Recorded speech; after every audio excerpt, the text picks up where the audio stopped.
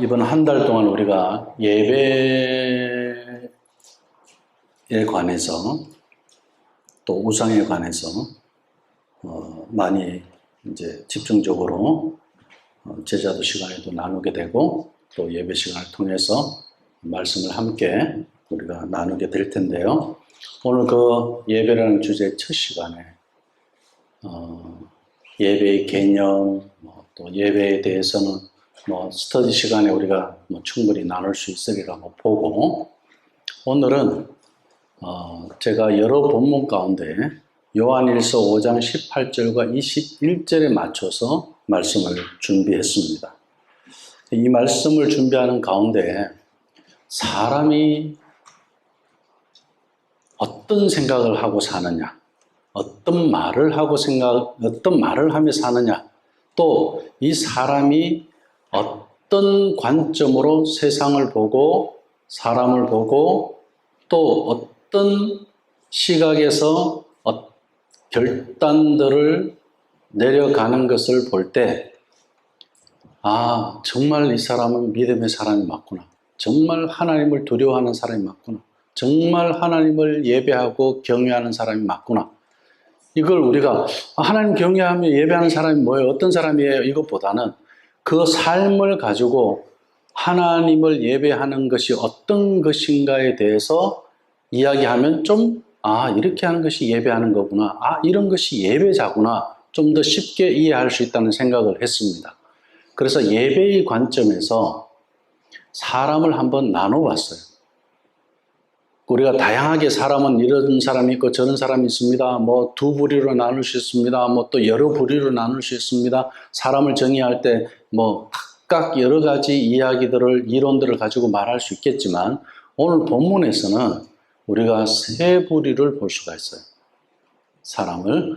그렇다면 한 부류는 어떤 사람들이냐면 보이는 대로 사는 사람.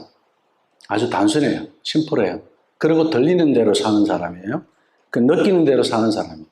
손에 잡히는 그것도 이상으로는 아무것도 없다고 생각하는 사람들. 보이는 것이 다다. 들리는 것이 다다. 그리고 느끼는 것, 손에 잡히는 것이 다이다라고 생각하며 사는 사람들이 있어요. 그리고 또 한 부류는 어떤 사람들이냐면 눈에 보이는 것이 다가 아니다. 그 너머에 다른 세상을 바라보는 사람들입니다. 손에 잡히지 않고 눈에 보이지 않는 것을 귀하게 여기며 살아가는 사람들이 있습니다. 돈이 없는데 돈이 있는 사람보다 더 훌륭한 삶을 살아내는 거예요. 건강하지 않은데 건강한 사람보다 훨씬 훌륭한 삶을, 행복한 삶을 살아가고 있는 거예요. 그리고 또 한 부류는 눈에 보이는 것만 모든 것이라고 생각하며 살아가는 사람과, 또 그 눈에 보이는 것 외에 또 다른 것도 있다라고 그 이상 그 너머를 생각하는 사람, 이 생각 사이에 왔다 갔다 하는 한 부류가 있어요. 우리는 눈에 보이는 것만 보고 사는 사람들을 좀 어려운 말로 뭐라고 그럽니까? 철학적으로는 유물론자. 사람도 물건 취급하고 모든 것이 물건이 신이에요. 그죠? 그런 사람들을 무신론자예요. 그리고 우상 예배자라고 그렇게 이야기합니다. 근데 후자는 눈에 보이는 것 이상으로 눈에 보이지 않는 것이 훨씬 더 가치가 있어요. 예를 들어서 우리 공기. 그죠? 눈에 보이지 않지만 이것이 없다라고 한번 생각해 보세요. 끔찍하죠? 그죠? 눈에 보이지 않는 것이 훨씬 더 그것을 훨씬 더 소중하게 여기며 살아가는 사람들을 우리가 무엇이라고 이야기하느냐면 그들을 그리스도인이라 그래요. 하나님을 예배하는 자라고 그렇게 이야기합니다. 그래서 성경은 오늘 말씀에서 이 요한 1서에서 뭐라고 이야기하느냐면 1서 1장에서 그런 이야기를 했죠. 육신의 정욕으로 살아가는 사람, 안목의 정욕으로 살아가는 사람 이야기를 나누죠. 그죠? 눈에 보이는 것을 가지고 육신의 눈으로 세상을 예배하면서 사는 사람. 그 후자는 믿음의 눈으로 하나님을 예배하면서 사는 사람. 자, 그럼 지금 여러 가지로 이런 부류가 있고 이런 부류가 있고 이런 부류가 있지만 하나로 이야기하면 사람은 예배자입니다. 세상을 예배하든 하나님을 예배하든 세상과 하나님을 동시에 예배하든 이것밖에 없어요.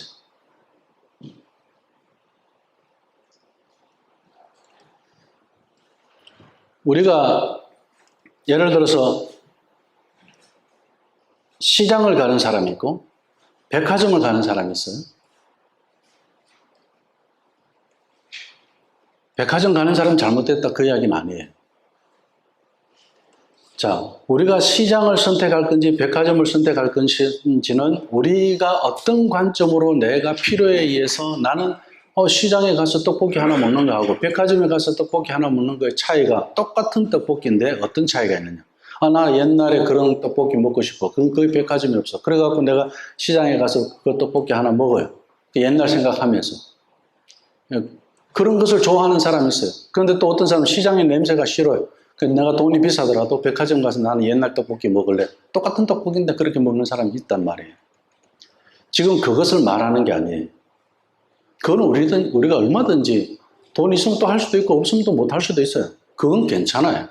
그런데 문제는 우리가 예배를 하는 게 문제예요. 과소비를 예배하고 세상의 가치를 예배하고 그리고 자기 욕심을 예배하고 자기 자랑을 예배하고 이런 거예요. 그 눈에 보이는 것 가지고 사람들은 자랑하고 예배하거든요. 그런 것을 지금 이야기하는 겁니다. 자, 그러면 세상을 예배하든 하나님을 예배하든 아니면 세상과 하나님을 왔다 갔다 하면서 선택적으로 예배하든 그렇게 우리는 예배자로 살아갑니다. 자, 그러면 이제 제가 아까 백화점에 가서 떡볶이를 먹던 시장에 가서 옛날 떡볶이를 먹던 국민학교 떡볶이 이런 거 있잖아요. 그냥 국물 떡볶이 이런 걸 먹던 근데 먹는 것, 자, 먹는 것을 예배할 건지 내가 이 먹는 것을 주신 하나님을 예배할 건지 요것의 차이라는 거예요. 먹는 것을 예배하는 사람은 맛있고 맛없는 거에 따라서 결정을 하는 거예요. 그죠? 그거면 돼요. 그 다음에는 그 사람의 정성이 있었든지 그 사람의 어떤 과정을 통해서는 거기에 관심 없어. 맛이 있느냐 없느냐 모든 것을 다 결정하는 거예요. 육신의 눈을 가진 사람은 음식의 맛을 예배하지만 믿음의 눈을 가진 사람은 그 음식을 주신 하나님을 예배합니다. 그래서 우리가 밥 먹기 전에 어떻게 해요? 이 음식을 주신 하나님께 감사합니다. 그렇게 기도하고 먹는 거예요. 식당에 가든 학교에 내가 도시락을 까먹는 그런 학교에서 가든 학교에서든 그렇게 우리는 예배자의 모습으로 살아가는 거예요. 그럼 결혼을 가지고 우리가 이야기 한번 해봅시다. 육신의 눈을 가진 사람은 결혼을 어떻게 생각할까요? 아내를 사랑한다. 그럼 그 남편의 예배자는 누구겠어요? 아내겠죠. 남편을 사랑한다. 아내가 남편을 예배자로 생각할 수 있어요. 또 특히 우리 한국의 엄마들은 남편보다 자녀를 더 향해요. 그러면 이 자녀 내 새끼라고 생각하고 키우잖아요. 그런데 하나님은 그건 네 새끼 아니야. 내 새끼야. 내가 네한테 맡겼어. 그러면은 하나님 나에게 주신 선물로 알고 키워간다면 자녀는 하나님을 예배하는 자녀로 부모가 키워가겠죠. 그게 아니면 부모는 어떻게 해요? 자녀를 예배하는 부모가 되어버리는 거예요. 그래서 자녀가 하는 말에 부모들이 갈수록 아무 말을 못해요. 가르쳐야 될 거, 해야 될 거, 하나님 앞에 예배자로 가야 되는 것을 말하지 못하는 부모들이 있습니다. 자녀 눈치를 보게 되는 거예요. 저는 이민사회에서 그런 경우를 너무너무 많이 보고 있습니다. 너무 안타까웠어요. 그래서 더 철저하게 말씀의 권위를 세워가고 말씀의 그 권위가 아버지를 통해서 세워져야 되고 그리고 가정을 통해서 그 자녀들에게 말씀의 권위가 흘러가야 된다. 그래야 하나님을 예배하는 가정이 나올 수 있다. 자, 우리는 어떠합니까? 어떤 눈으로 바라보고 있습니까? 보는 그 눈에 따라서 해석이 달라진다는 이야기잖아요. 사도 요한은 오늘 요한 1서를 통해서 우리에게 말씀하고자 하는 핵심이 있습니다. 나의 예배의 대상을 결정하는 것이 있는데 그 예배의 대상을 결정하는 첫 단추가 뭐냐면 요한일서 전체적으로 무엇을 말하느냐면 요한이 강조하는 단어가 하나 있습니다. 요한일서에서. 당연히 강조한다면 반복되어져서 나오겠죠. 그죠? 요한일서를 나중에 한번 처음부터 읽어보십시오. 거듭난 자라는 단어를 반복해서 요한은 사용합니다. 하나님을 예배하는 자는 거듭난 자만이 할 수 있는 거예요. 내가 하려고 싶다고 하나님 나는 이제부터 내가 하나님한테만 예배할 거야. 그런다고 해서 내가 하나님 앞에 예배하는 자가 되지 않는다는 이야기죠. 무슨 이야기입니까? 거듭나야 하나님을 예배할 수 있다는 거예요.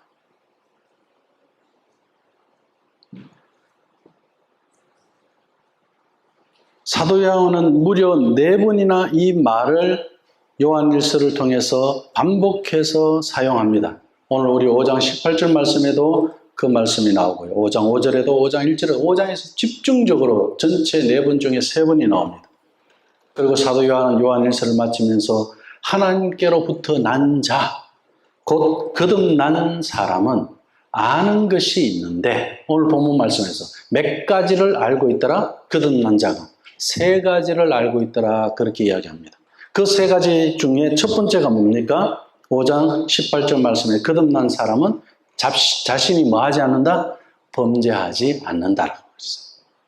그랬습니다. 범죄하지 않음을 안다라고 이야기했습니다. 죄 짓지 않는 것을 안다라고 그랬어요. 내가 죄를 짓는 죄인이 아닌 것을 안다 그 이야기입니다. 그런데 이 말씀은 앞에서 한 말씀을 다시 반복한 거죠. 요한일서 전체적으로는 3장 9절의 반복 말씀, 3장 9절에도 이렇게 말씀합니다. 하나님께로부터 난 자마다 죄를 짓지 아니하나니 그렇게 이야기합니다. 죄를 짓지 아니한다 그랬어요. 거듭난 자는 하나님께로서 난 자, 하나님께로부터 태어난 자이기 때문에 하나님은 죄가 없으신 분이잖아요. 그 태생이 그렇다는 이야기예요. 그래서 죄를 짓지 아니하나니 이는 하나님의 씨가 그의 속에 거함이라고 했어요. 내 안에 하나님의 씨가 있어요. 그도 범죄하지 못하는 것은 하나님께로부터 났음이라. 범죄하지 아니한다라고만 말하는 게 아니라 범죄하지 못한다는 존재를 이야기합니다. 요한이 왜 이렇게 이야기를 했을까요? 우리가 이 생각을 한번 해봐야 됩니다. 도대체 지금 요한이 편지하고 있는 이 교회는 무슨 일이 있길래? 지난번 우리가 데살로니가 교회도 그 편지를 이해할 때 데살로니가 교회에 지금 무슨 일이 있기에 잘못된 종말론이 있고 그죠? 그런 배경이 있었습니다. 그럼 지금 요한이 보내는 이 편지 속에도 배경이 있을 거 아니에요. 자, 요한은 예수님의 제자 중에 가장 오래 산 제자고 거의 1세기 마지막에 하나님 앞에 가는 그런 사람, 최장수자예요. 모두 다가 십자가에서 죽임을 당하던 불에 태워서 죽던 그렇게 순교해서 죽었는데 요한은 명이 다해서 순교하는 사람이었어요. 그러니 이 사도 요한은 교회 안에 이제 어떻게 해요? 1세대 베드로나 예수님의 제자 바울 2세대 이 사람들이 지나가고 난 다음까지 교회를 보는 거예요. 3세대 교회를 보고 있는 겁니다. 근데 3세대 교회 안에 어떤 일들이 일어났길래? 그것은 바로 영지주의가 교회를 지배하고 있었습니다. 그것을 알아야 돼. 그 영지주의가 뭘까요? 바로 거듭난 것을, 이 육신이 하나님 앞에 믿음으로 거듭난 것이 어떤 것인가에 대해서 인정하지 않는 것. 그리고 예수님이 영만 거룩하고 육은 속한 것, 죄된 것이기 때문에 어떻게 해요? 이 육을 저 나무와 똑같이 생각하는 것. 유물론적으로. 그죠? 눈에 보이는 것은 아무 가치가 없다. 그럼 어때요? 아까 두 부류의 사람을 이야기했죠. 완전히 극단적인 또 하나의 다른 사람의 유형이 나온 거예요. 그런 사람들이 어떻게 해요? 하나님이 어떻게 거룩하시는 분인데, 영이신데, 육으로 이 땅에 올 수 있느냐? 그래서 예수님이 육신을 입고 이 땅에 태어나신 것을 인정을 안 해요. 성육신을 인정하지 못하는 겁니다.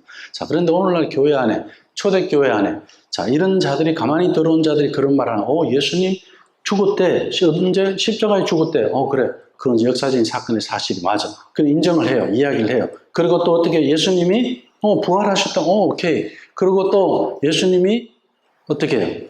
그 육신의 몸을 입고 이 땅에 태어났대. 오케이. 근데 어떻게? 역사적인 사건으로가 아니라 의미적으로. 부활, 죄를 이기고 영생으로 부활하는 거 의미적으로만 받아들이는 거예요. 좀 어려운 말 같지만은 이런 겁니다. 부활이 없어도 괜찮아. 예수님이 이 땅에 와서 태어나지 않아도 괜찮아. 육신의 몸을 입고 오시지 않아도 괜찮아. 그것을 내가 의미적으로 믿으면 돼. 부활, 역사적인 사건이 아니어도 괜찮아. 예수님 부활하셨다는 것을 의미적으로 내가 받아들이는 거, 그게 믿음이야.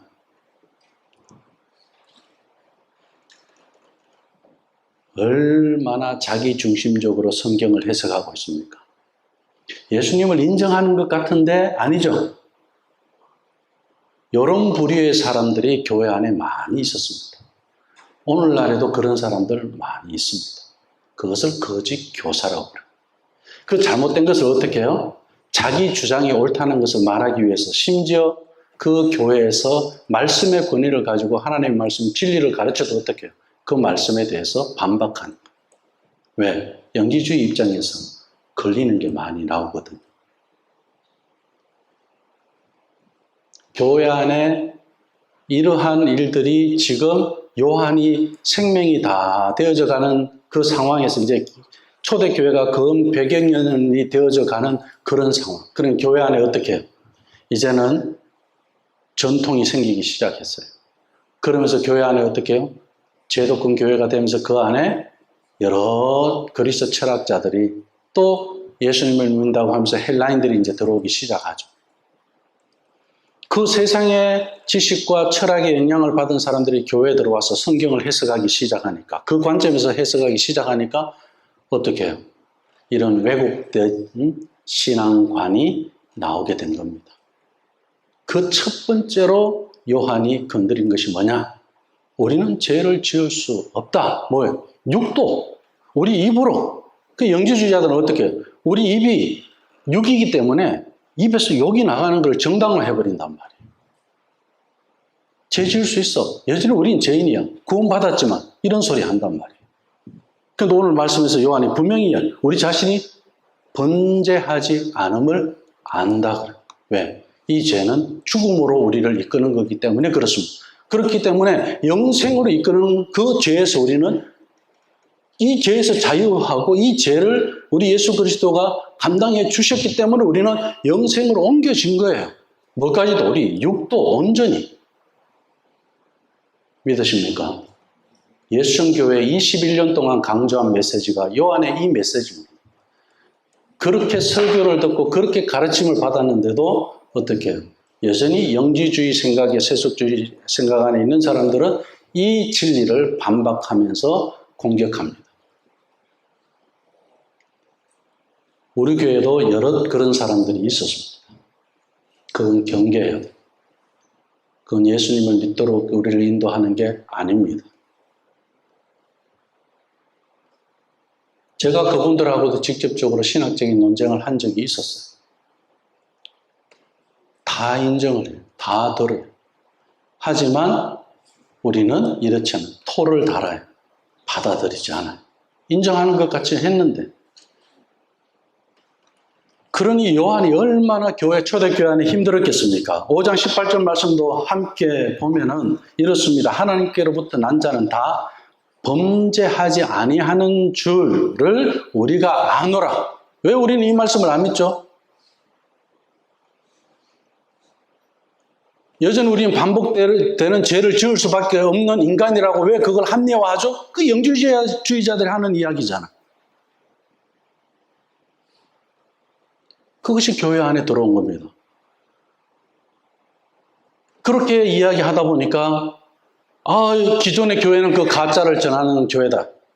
그러면서 등장한 이단이 또 다른 교회가 그 진리를 잘못 붙잡고 있으니까 어떤 이단들이 나왔어요. 그거 하나만 또 가지고 또 극단적으로 가져간 영지주의의 극단을 가져간 사람. 그게 구원파잖아요. 구원파가 또 등장하게 된 거예요. 기존의 교회에서의 잘못된 그런 가르침들 때문에 이단들을 계속 배출해내고 있는 겁니다.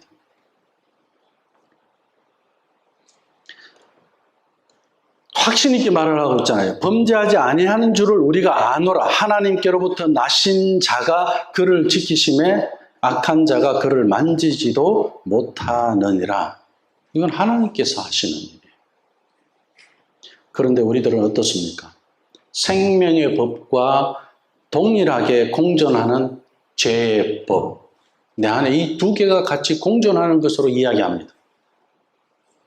이 두 개가 내 안에서 싸우는 것으로 이야기해요. 우리 마음에 그리스도의 마음과 악한 사탄의 마음 두 개가 공존할 수 있나요? 죄의 문제가 해결됐다는 이야기는 그것이 죽고 거듭났다는 이야기는 다시 태어나서 예수 그리스도의 새 영이 내 안에 부음을 받은 거죠. 그래서 우리가 새 마음을 갖게 된 거죠. 이것이 본 어게인입니다. 그런데 여전히 나는 죄에 대한 생각에 속고 있는 것에 대해서 어떻게 해요? 이것이 공존하고 있는 거죠. 내 생각 속에, 내 습관 속에 공존하고 있는 거지 내 마음 안에, 내 안에 공존하는 것이 아니라는 거예요.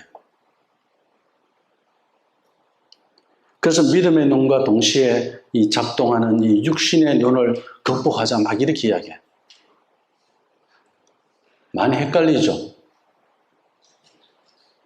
영적 싸움이 내 안에서 막 일어나는 걸로. 내 생각 속에. 왜? 우리의 기억이 있기 때문에. 내 인격이 그렇기 때문에.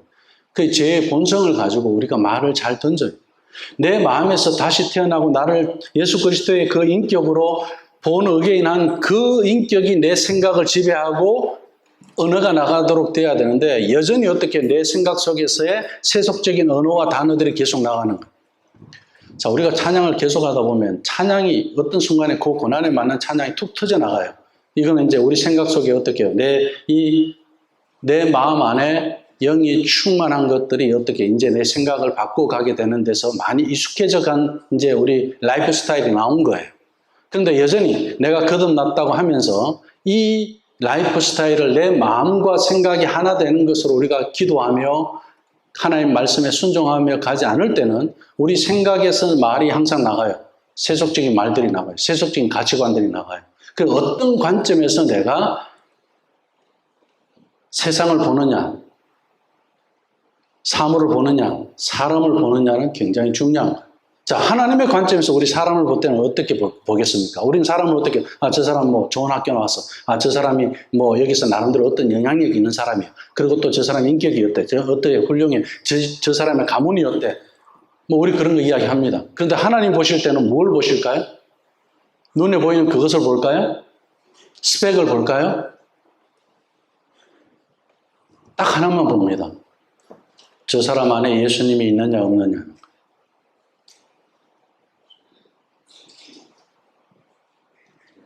그 예수님을 통해서 저 사람의 생각이 어떻게 바뀌고 그 거듭난 삶을 어떻게 살아가는지 자기 안에 죄가 없다는 것을 알고 믿음 생활을 하는가 하나님 그것에만 관심이 있는 거예요. 내가 돈을 얼마나 많이 벌고 적게 벌고 아니에요. 이 세상에 내가 얼마나 누리고 살면 그건 아니에요. 하나님의 관심은 거기에 있지 않아요. 내가 하나님으로부터 내 인격이, 내 삶이 어떻게 이 세상에서 영향을 미치고 있느냐 그것에 대해서 관심이 있는 거예요. 거기에서 어떻게 해요? 물질관이 달라지는 거고 내가 자녀를 교육하는 교육관이 달라지는 거고 가정을 이루어가는 가정관이 달라지는 거죠. 부모의 가치관이 달라지는 거고 무엇이 예수 그리스도가 내 안에 들어온 이후로부터 변화된 달라진 그 삶을 내가 안다 그 이야기입니다. 절대 공존하지 않습니다. 예수님이 귀신을 내쫓았을 때 사람들이 뭐라고 그랬죠? 귀신이 도와줘서 내쫓았다 그래요. 말도 안 되죠. 그런데 그 말이 맞는 것 같아요. 그죠? 귀신이면 예수님이 내쫓는 거 그걸 도와주면 안 되죠. 안 나가야 되는 게 맞잖아요. 그런데 사람들은 그 말에 혹합니다. 그 말이 맞는 말처럼. 그 우리 예수님이 이야기하잖아요. 귀신이 주인이면 여기 거해야지. 어떻게 내쫓는 걸 도울 수가 있느냐. 안 도와야 되는 게 정상에 맞잖아요. 우리가 믿음 생활하면서 분별을 할 줄 알아야 됩니다. 우리의 삶이 분명히 이러한데 하나님의 자녀는 범죄하지 않는다고 자신 있게 말씀하고 있습니다. 사도 요한. 그렇다면 우리도 생명의 법과 죄의 법이 공존할 수 없다는 것을 알고 우리 안에 범죄하지 않는 것을 하나님의 자녀로서 알고 죄 짓는 삶을 살지 않는다. 우리는 살 수 없다. 이렇게 죄가 미워지는 것을 말할 수 있어야 된다는 겁니다. 그 두 번째는 사도 요한이 무엇을 이야기했느냐? 자신이 어디에 속했는지 안다 그랬어요. 제가 우리 예천교회에서 제일 안타까운 거 목회해오면서 예천교회뿐만 아니라 제가 우리 밖에서 목사님들하고 대화를 해도 제일 안타까운 게 있어요. 그건 뭐냐면 우리 안에 논쟁을 해요. 믿는 사람들 간에 하나님 나라에 전혀 도움이 안 돼요. 자, 부부가 싸움을 하면 그 가정에 도움이 될까요? 안 돼요? 당연히 도움 안 돼요.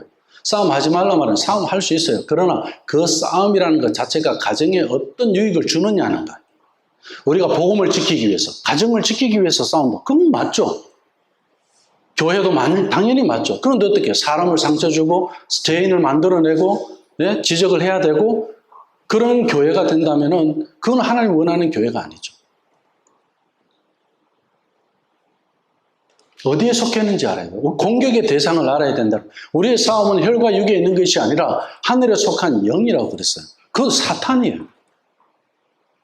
그 싸움을 할 줄 알아야 돼요. 그리고 세상에 나가서 우리가 복음을 전하기 위해서 우리가 여기서 머리를 맞대고 무릎 꿇고 기도하고 하나님 말씀에 아멘하고 우리가 입술을 열어서 찬양하며 담대하게 세상으로 나아갈 수 있도록 서로 도우고 격려를 해야 됩니다. 어디에 속했는지를 몰라요. 내가 지금 아군에 속했는지 적군에 속했는지를 몰라요. 그런데 교회 안에 있으면서 내가 어떻게 해요? 적군 노릇을 해요. 사탄이 좋아하는 그런 노릇을 해요. 19절을 함께 보면 이렇습니다. 또 아는 것은 우리는 하나님께 속하고 온 세상은 악한 자 안에 처한 것이며 분명하게 이야기합니다. 우리가 지금 어떤 경계선에 있는지 그리고 우리는 세상을 예배할 수 없고 세상에 속하지 않았다는 하나님의 약속을 굳게 믿어야 된다는 것을 지금 사도 요한은 강력하게 강조하고 있습니다. 그리고 세 번째로 거듭난 사람은 어떤 사람이에요?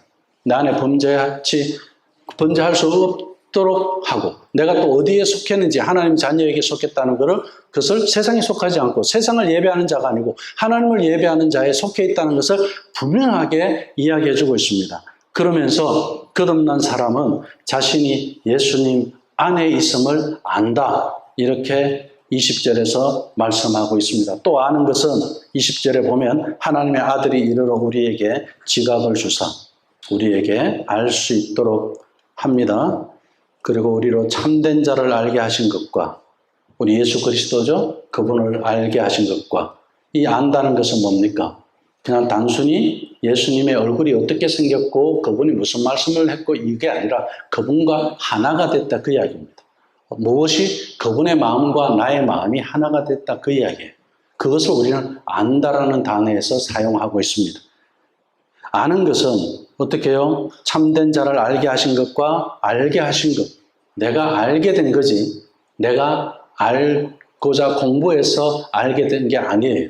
성령님이 예수 그리스도를 알도록 나에게 가르쳐줘서 알게 된 거고 우리가 참된 자 곧 그의 아들 예수 그리스도 안에 있는 것이니 무엇을 알았다고요? 예수 그리스도 안에 있는 것을 알았다고 그랬습니다. 자, 우리 예수 믿는 사람들은요. 천국에 가면 어떤 일을 경험할까요? 자, 우리 교회에서 그런 이야기를 굉장히 많이 했습니다. 내 안에 예수 그리스도가 있어요. 그리고 우리 안에 예수 그리스도가 있다고 했습니다. 그리고 너 안에 예수 그리스도가 있다고 했습니다. 심지어 우리 예수교회가 초창기에 한 5년 동안은 이 말을 지겹도록 했습니다. 왜? 우리의 이 요한처럼 이 신분을 정확하게 알아야 되니까 내 안에 있는 예수님이 어떻게 해요? 당신 안에 있는 예수님에게 인사합니다. 사랑합니다. 안녕하세요. 반갑습니다. 그렇게 인사를 했어요. 왜요? 내 안에 있는 예수님은 다른 예수님이 아니에요. 당신 안에 있는 예수님하고 똑같은 예수님이에요. 바울 안에 있는 예수님, 내 안에 있는 예수님이 똑같은 분이에요. 그러면은 내가 미워하고 내가 지금 정죄하는 저 사람도 예수님 안에 들어가면 있을까요? 없을까요? 당연히 있죠. 예수님 안에 우리 모두 다가 있어요. 그럼 그분 안에 들어가서 보니까 나를 정죄했던 사람도 저기 있어요. 어떻게 하실 거예요? 예수님 안에 있으면 나를 정죄한 사람도 어떻게 해요? 그 안에 있다는 사실 자체는 용서함을 받았고 우리가 하나 될 수 있다는 이야기죠. 그러니까 우리가 예수님 안에서 하나라는 이 사실, 이것이 교회예요. 그런데 교회에서 우리가 왜 우리 안에 우리끼리 혈과 육의 싸움을 하고 죄인을 만들어내야 되느냐?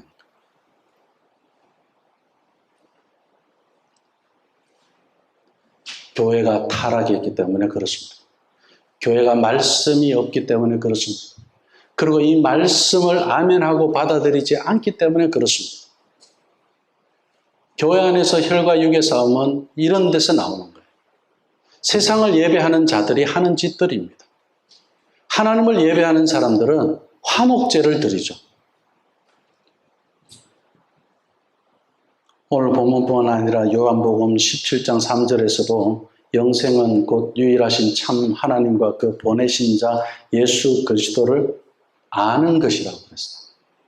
그분과 하나 되는 것이라고 그랬어요. 그분의 마음과 내 마음이 하나 되는 거예요. 물어보세요. 예수님이라면 정말 이렇게 하시겠어요?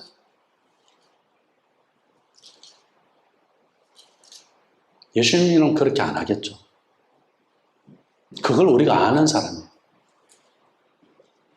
그래서 옛날 우리 독서교실 때 내가 아이들한테 읽힌 책이 있어요. 예수님이라면 어떻게 할 것인가. 저도 고등학교 때 그 책을 읽고 아주 오래된 고전이죠. 그 책을 읽고 제 신앙생활에 너무너무 도움이 됐어요. 목회자로서 부교육자들이 이 교회에서 저 교회로 이제 옮겨가잖아요. 여기 사역 이제 사임하고 저쪽으로 갈 때 내가 어느 교회로 가야 될 건지 얼마나 기도를 많이 해야 되겠어요. 하나님 인도를 받아야 되니까. 근데 기도 안 할 수가 없어요. 그럴 때 딱 내린 결론이 뭐냐? 예수님이라면 어떻게 할 것인가? 그거예요.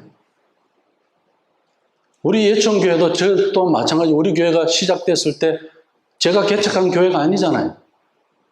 그럼 예수님이라는 어떤 목회를 하실 것이고 예수님이라는 어떤 교회가 되기를 원하시는가? 당연히 물어야 되는 거 아니겠습니까? 왜요? 예수님과 나는 하나니까.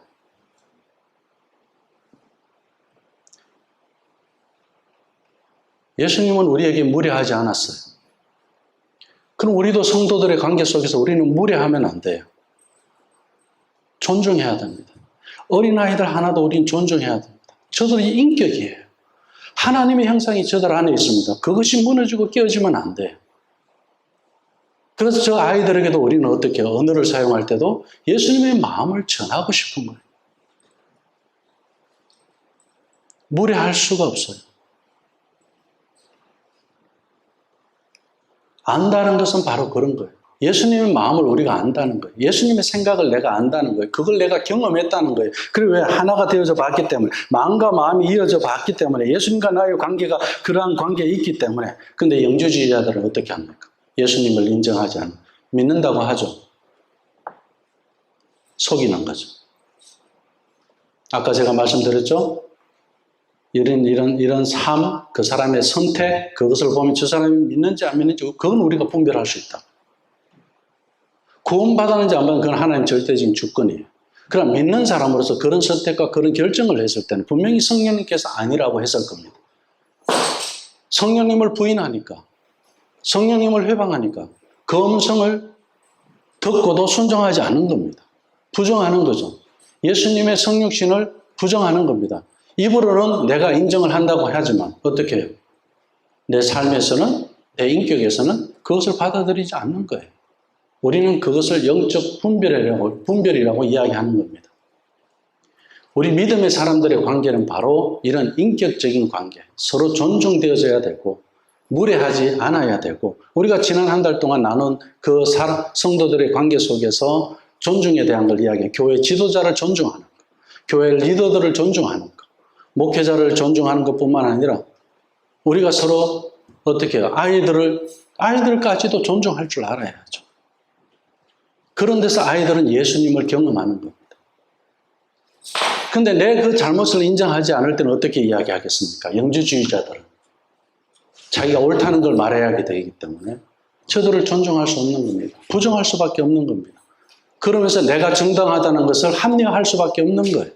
그러면서 다른 진리를 말할 수밖에 없는 겁니다. 그래서 영지주의자들은 세속적인 생각과 가치를 가지고 말하는 사람들하고는 대화가 너무 잘 되기 때문에 그 사람들의 생각이 오히려 내가 이해하기가 훨씬 더 쉽습니다. 제가 지금 말씀드린 이것은 예수 그리스도가 우리 안에 없다면 오늘 우리 이 본문의 말씀을 어떻게 알며 어떻게 그렇게 살아낼 수가 있겠습니까? 죄가 없는 삶이 나에게서 가능하다는 것을 우리가 어떻게 믿을 수 있습니까? 나의 죄의 문제를 해결해 주신 예수 그리스도 그분이 내 마음에 있지 않는다면 어떻게 그러한 일들이 가능하겠느냐고.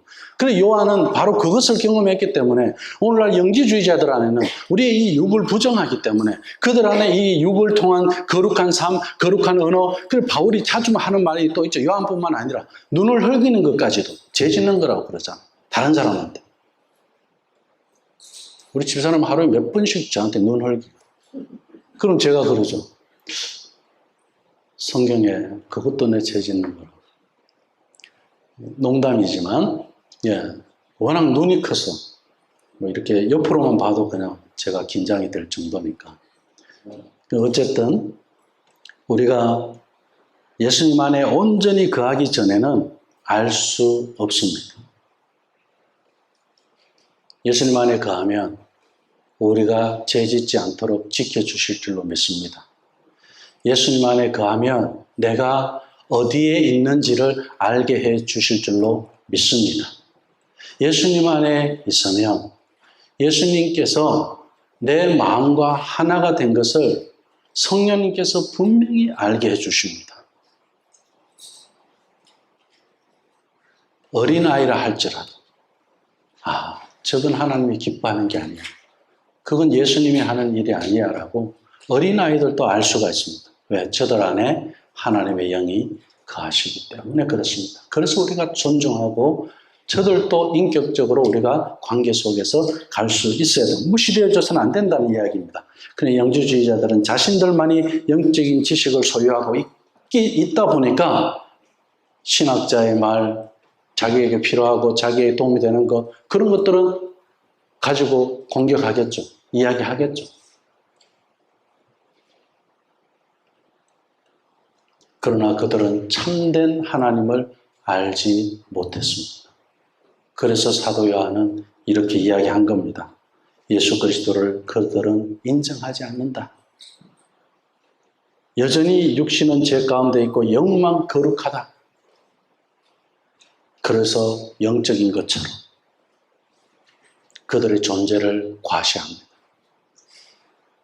그래서 성경을 모르는 사람들은 그 사람들의 말에 더 귀 기울이고 하나님의 말씀이 그러한가에 확인도 하지 않고 분별도 하지 않고 미혹되는 일이 있습니다. 그것을 우리는 지난주에 말씀에서 어떻게 하라고요? 피하라는 거예요. 사귀지 말라는 거예요. 그러나 어떻게 해요? 형제처럼 여기고 원수처럼 대하지는 마라. 우리 그리스도인들이 이런 경계선에 있는 사람들 얼마나 우리가 끼어 있어야 되겠다. 하나님의 인도를 받아야 되는 그런 사람들이 쉽지 않아요. 그런데 어떻게 해요? 우리는 무리를 헤엄치는 것 같은 삶이 그리스도인의 삶이에요. 내가 힘들다고 이걸 손과 발을 멈춰버리면 우리는 물속으로 빠질 수밖에 없는 사람들이에요. 그리스도인들의 삶이 그런 거예요. 하나님의 말씀을 우리가 잠시라도 놓쳐버리면 미혹되어져서 빠져버릴 수밖에 없는 그런 사람들. 그런데 어떻게 해요? 오늘 말씀해 보니까 내 안에 그리스도가 있고 그리스도 안에 내가 있는 것을 알게 되었을 때는 그런 죄에 빠진다 빠지지 않는다. 안 빠진다는 거예요. 얼마나 감사한 일이에요. 말씀을 맺겠습니다. 오늘 사도 요한은 요한일서를 마치면서 끝인사를 안 해요. 참 희한하죠. 바울도 그렇고 요한도 그렇고 굉장히 인격적인 사람이에요. 사도 요한은 심지어 사랑의 사도라고 할 정도로 정말 사랑이 많은 사람이에요. 그런 사람이 왜 이렇게 무례하지 않을 사람인데 왜 편지에서 끝인사가 없느냐는 거예요. 끝인사를 뭘로 대신했습니까? 자녀들아 너희 자신을 지켜서 우상에서 멀리하라. 명령하는 걸로 끝내버려요. 이 편지를 읽는 대상이 도대체 어떤 교회고 어떤 사람들이기에 요한은 이렇게 말했을까요? 오늘 이 본문에서 이야기하는 우상은 교회 안에 있는 우상입니다. 교회 안에 있는 영지주의자가 우상이라는 그 이야기를 요한은 말하고 있습니다. 신상이 아니에요. 오늘 우리가 스터디 시간에 출애굽에서 우상 섬기지 말라, 그 형상을 만들지 말라, 거기에서 눈에 보이는 것을 이야기하겠지만 그것만이 우상이 아니라 오늘날 교회 안에 거짓 교사가 우상입니다. 그들을 쫓아갈 정도로 우상으로 섬길 만큼 그들은 어떻게 해요? 사람에게 존경을 받습니다. 안 쫓아가지 만큼 그럴까 하면 아예 안 가요. 그런데 영지주의자들은 자기 관리가 아주 철저합니다. 왜? 사람에게 좋게 하기 위해서 있는 존재들이기 때문에 그렇습니다. 예수님의 가르침으로부터 멀어지게 하는 것을 우상이라고 사도 요한은 이야기하고 있는 겁니다. 그래서 우상에서 멀리하라. 교회 안에 우상에서 멀리해라. 자녀들아, 교회 공동체 식구들아, 너희 자신을 지켜라. 우상을 멀리하기 전에 먼저 무엇을 이야기하고 있습니까? 네 자신을 지키라는 걸 먼저 이야기합니다. 나 자신을 지키는 것이 첫째.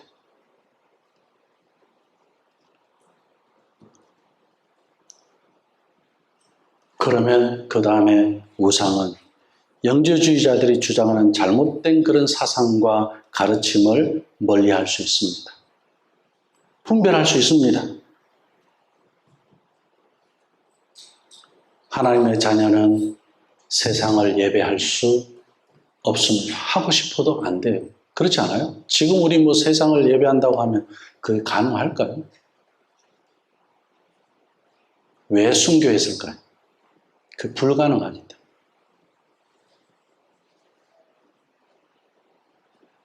우리 가정의 고민을 하나 말씀드리고 마치겠습니다.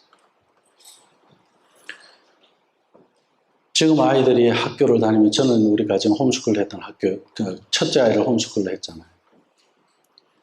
근데 저는 윤희는 정말 홈스쿨 시키고 싶었어요. 지 스스로 너무 잘하고 있으니까 학습에는 문제가 없을 것 같다는 생각을 하고 나머지 성품훈련이나 신앙교육을 좀 더 철저하게 하면서 하고 싶었는데 가족의 전체적인 의견을 만들어가는 데 소통이 제가 부족했어요.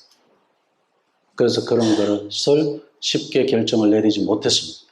그런 중에 지금 또 학교를 다니고 있는 아이 이제 소리가 있습니다. 학교에서 어려움들이 많아요. 공부가 어려운 게 아니고 친구 관계가 어려워요.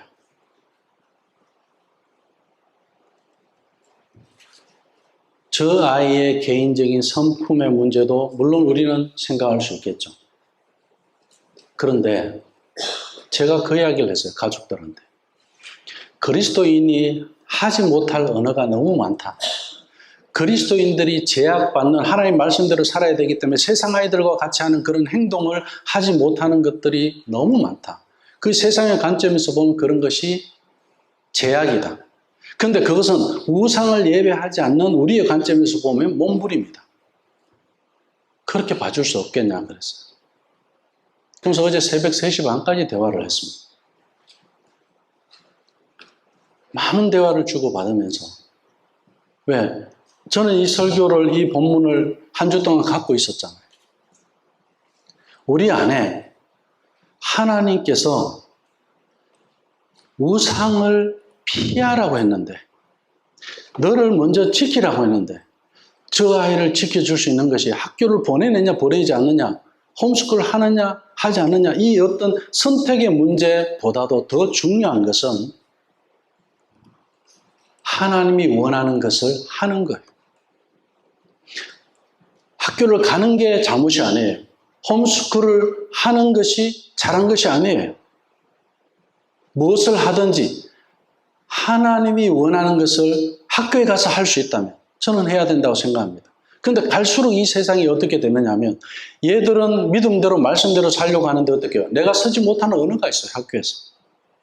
학교에서 막 그걸 쓰고 되면 나는 항상 교회 와서는 또 갈등을 해야 돼요. 청소년이 되었을 때는 난 또 죄 지었나? 하나님 앞에 왜 나는 죄 지는 존재가 아니라고 그랬는데 왜 나는 또 죄를 지었을까? 신앙적으로 너무나도 갈등이 많아지고 힘들어지는. 우리 믿는 사람들이 가서 담대하게 저 세상 속에서 복음을 전하고 그 세상을 이겨내야지. 맞는 말이에요. 과연 지금 이 세상에서 나부터 먼저 지키지 않은 상태에서 우리가 과연 그게 우상을 피할 수 있을까요? 오늘 이 말씀은 전 너무 귀한 마지막 말씀이었어요.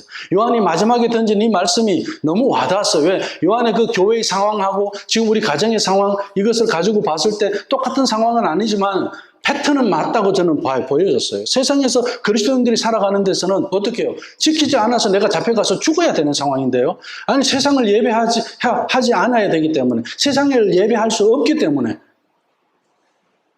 내가 죽음을 선택할 수밖에 없고 내가 하나님 기뻐하는 것을 선택했을 때 우상을 피할 수밖에 없고 그것이 나를 지키는 일이라면 그럼 나부터 지켜야 되겠다. 우리 아이부터 먼저 지켜야 되겠다. 그것이 어떻게 해요? 우리 가정이 우상을 섬기는 것이 아니다. 이런 생각까지 저는 하게 됐습니다. 그래서 하나님의 자녀는 세상을 예배하지 않는다. 세상을 예배하지 않다 보니까 학교 적응하는 데도 너무 힘들어요. 동성애 문제면 모든 것이 다 그래요. 그것뿐만 아니라 가치의 문제, 사상의 문제, 영지주의자들의 그런 철학 학교에서도 많이 가르치잖아요.